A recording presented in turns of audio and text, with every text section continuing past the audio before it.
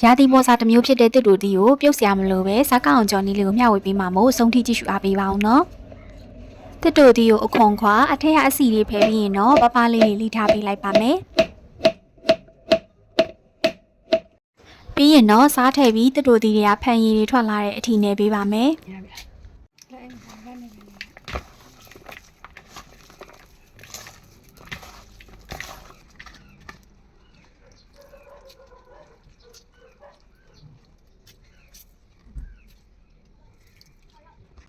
ဖယင်ညစ်ထားတဲ့တစ်တူတီတွေကိုရေနှစ်ထပ်လောက်ထပ်ပြီးတော့ဆေးပေးလိုက်ပါမယ်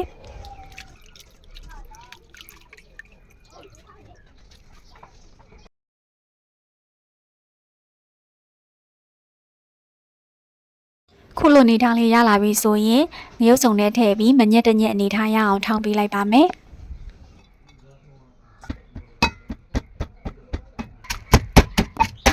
ဒီလောက်နေထားလေးဆိုရင်ရပါပြီနော်ထုံးစံတိုင်းနနွေစိမ့်နှံပြောက်တာနဲ့စက်သွန်နီပစွန်ကြောက်ထောင်းထားတာထည့်စီတတ်ပါမယ်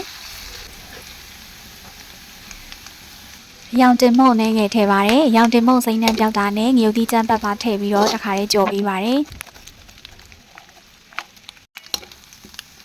ငရုတ်သီးနှံလေးမွေးလာတာနဲ့ငပိစိမ့်စားရီဖြော်ထားတာထည့်ပါတယ်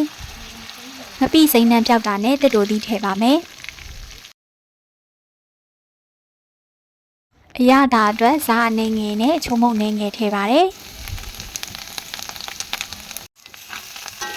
အနေငယ်မွေးပေးပြီးရင်တော့တစ်တူသီးနူးအောင်ရေအနေငယ်ထည့်ပြီးအဖော်အုပ်တည်ထားပေးလိုက်ပါမယ်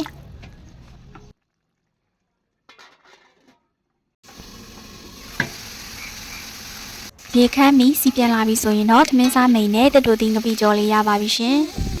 ရာသီဥတုပိုပြင်လာတဲ့မြအခုလိုအချင်တဲ့ပါတဲ့အကြော်လေးတွေနဲ့မှထမင်းစားမိန်နာမို့ tasty ချစ်တို့လဲကြော်စားကြည့်ကြပါနော်